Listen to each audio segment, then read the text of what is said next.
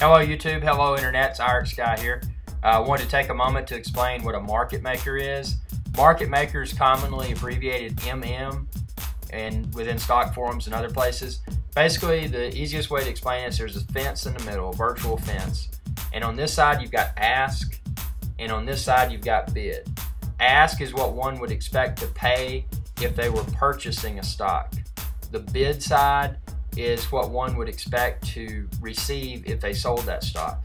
Now on both the bid and the ask side, that price, the price that you see on many popular TV networks, CNBC, Bloomberg, etc., the ticker, that price is based upon the where the market makers are. So you can, depending upon the amount of interest that a stock's receiving, there may be an abundance of market makers on one or both sides.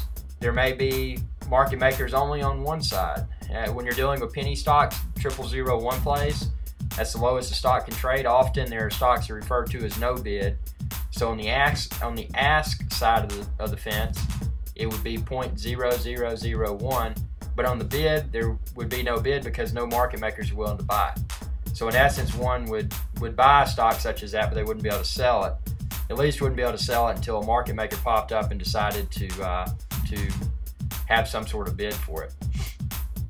But market makers are really handy tools, especially if you obtain access to what's called Level 2, L2 quotes, and it's a service that's available through most online brokerages.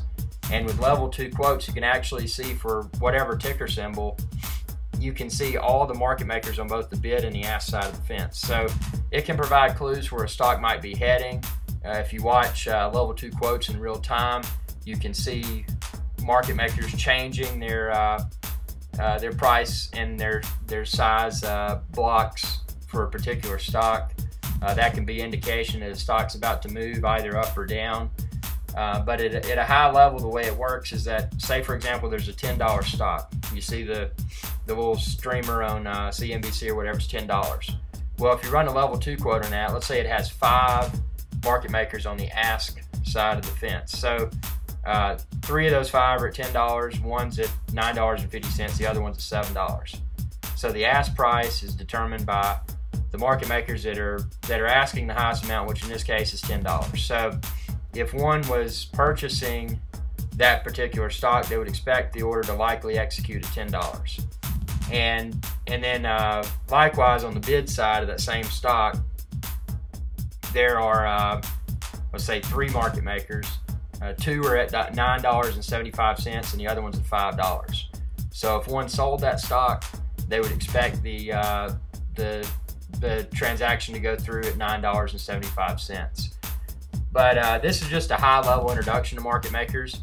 It's a great thing to learn more about, and if you obtain access to Level 2, you can then see the MPIDs, you can do a Google search, you can find out exactly which financial institution that abbreviation is associated with, and then you can perform some research on Google and other sources regarding that market maker, and that can provide additional insight as to where this particular stock might be headed, because certain MMs, certain market makers, tend to follow certain stocks.